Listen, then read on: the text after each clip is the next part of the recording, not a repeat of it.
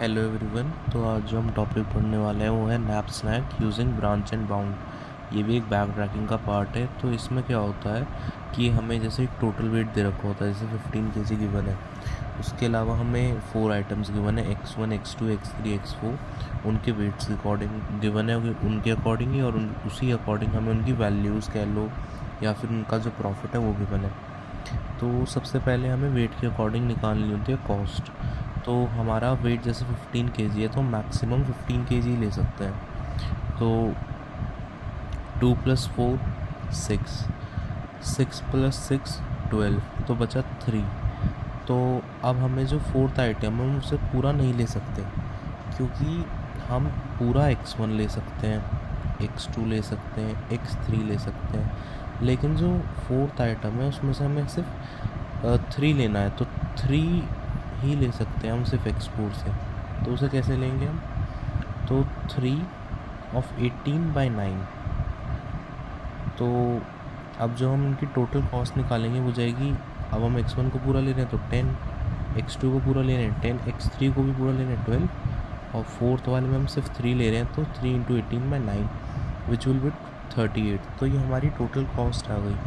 अब जो upper bound होता है उसमें कंडीशन होती है कि हम उसमें फ्रैक्शन वाला पार्ट नहीं लेते हैं।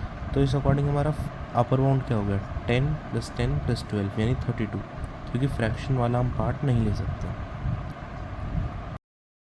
अब हमने जो हमारा अपर बाउंड है उससे तो हमने अपडेट कर दिया -32, जो प्लस का 32 था उसे -32 कर दिया, और कॉस्ट को भी हमने अपनी -38 कर दिया अपडेट। अब हम पोजीशन 1 पे थे।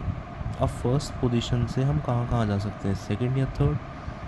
तो हम क्या करते हैं कि हम सेकंड पोजीशन पे जाते हैं x1 को इंक्लूड करके, और एक बार थर्ड पोजीशन पे जाते हैं x1 को एक्सक्लूड करके। सो जब हम फर्स्ट पोजीशन पे जाएंगे x1 को इंक्लूड करके, तो हमारा अपर बाउंड क्या होगा? भाई अपर बाउंड तो हमारा यही रहेगा। क्यों? x1 भी ले रहे हैं हम, x2 भी ले रहे हैं, x3 भी ले रहे हैं, x4 भी ले रहे हैं, और वेट हमारा क्या है? मैक्सिमम वेट हमारा वही है 15।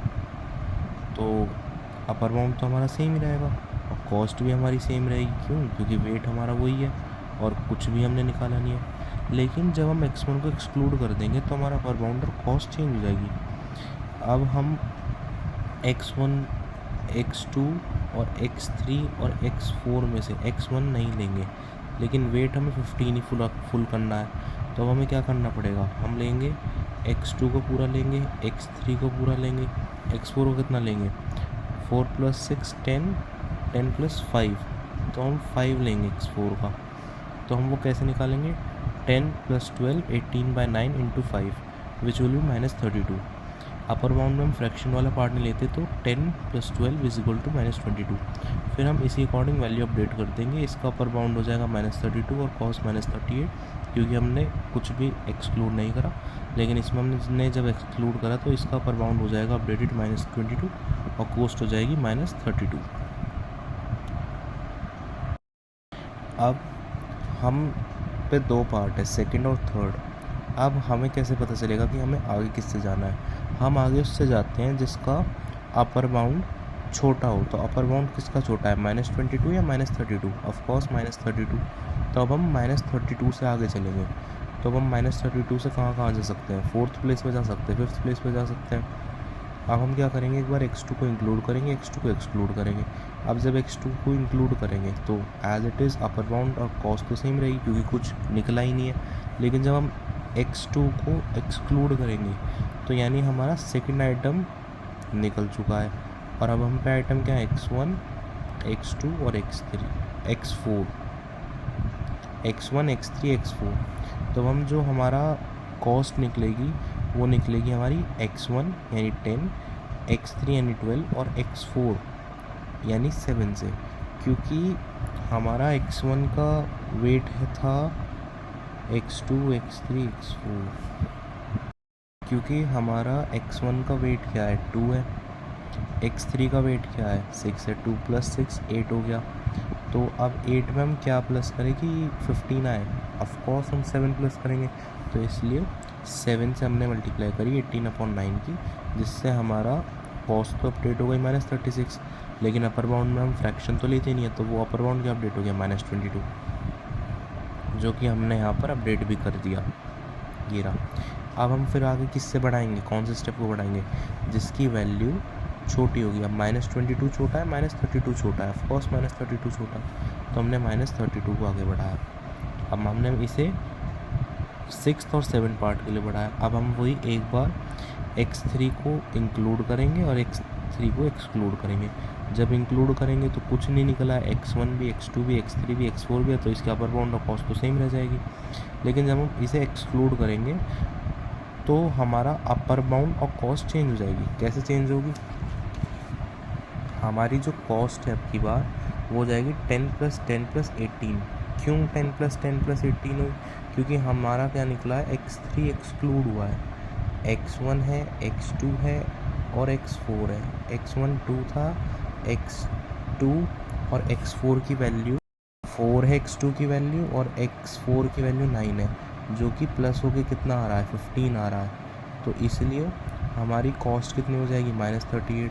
अब -38 लॉस्ट हो गई, लेकिन अब की बार कुछ भी फ्रैक्शन में नहीं है, तो इसलिए अब की बार हम इन तीनों के ही प्रॉफिट को ऐड करेंगे, जो कि हमारा क्या होता है, upper bound, which will be equal to 10 + 10 + 18 is equal to -38। इसी को हम फिर अपना अकॉर्डिंगली अपडेट कर देंगे x3 में, -38 एंड कॉस्ट विल बी -38। अब हम आगे किसे बढ़ाएंगे, क्योंकि हम आगे अब इसे बढ़ाएंगे क्योंकि -38 और -38 छोटा है। एक सेकंड में दोबारा दिखा देता हूँ, ये -38, ये -38 और ये -32 है। -32 और -38 में क्या छोटा है, ऑफकोर्स -38 छोटा है, इसका अपर बाउंड छोटा है, तो हम आगे 7th पोजीशन को बढ़ाएंगे। 7th पोजीशन अब कहाँ जाएगी, 8th और 9th पे जाएगी। अब हम वही x4 को एक बार इंक्लूड करेंगे और x4 को एक बार हम एक्सक्लूड करेंगे। जब इंक्लूड करेंगे तो भाई सब कुछ हमारे पास सेम रह जाएगा। लेकिन जब हम x4 को एक्सक्लूड करेंगे तो एक यहाँ पर इम्पॉर्टेंट बात ये है देखने की कि हमने यहाँ पर x1 को इंक्लूड करा था, x1 को एक्सक्लूड करा था, x1 को इंक्लूड करा था, x2 को एक्सक्लूड करा था, यहाँ पर हमने x3 को इंक्लूड करा था और x3 को एक्सक्लूड करा था। तो अब यहाँ पर जो हमारी मेन बात देखने की है, यहाँ पर हमने इंक्लूड करा, यहाँ पर इंक्लूड करा, लेकिन यहाँ पर हमने एक्सक्लूड करा। तो जब हम यहाँ पर x4 आइटम 4th को एक्सक्लूड कर रहे हैं, तो जो यहाँ पर मेन कीवर्ड है देखने का कि यहाँ पर आइटम 4 x4 एक्सक्लूड होगा ही, लेकिन x3 भी एक्सक्लूड होगा। क्यों होगा x3 एक्सक्लूड, क्योंकि ये ऑलरेडी एक्सक्लूडेड है, इसीलिए अब जो इसकी कॉस्ट निकलेगी वो x3 और x4 में से तो निकलेगी नहीं, किस में से निकलेगी, x2 और x1 में से, जो कि हो जाएगी 10 + 10 इज इक्वल टू 20, जो कि हम -20 में अपडेट करेंगे। और इसी तरीके से इसका अपर बाउंड किस में हो जाएगा, 10 + 10 इज इक्वल टू -20। अब इसकी कॉस्ट भी -20 हो गई, अपर बाउंड भी -20 हो गया, और इसकी कॉस्ट अपर बाउंड सेम रहा। अब इन दोनों में से छोटा कौन सा है, -20 या -38, -38 छोटा है। तो अब हमारा सॉल्यूशन क्या हो गया, तो हमारा ये हो गया।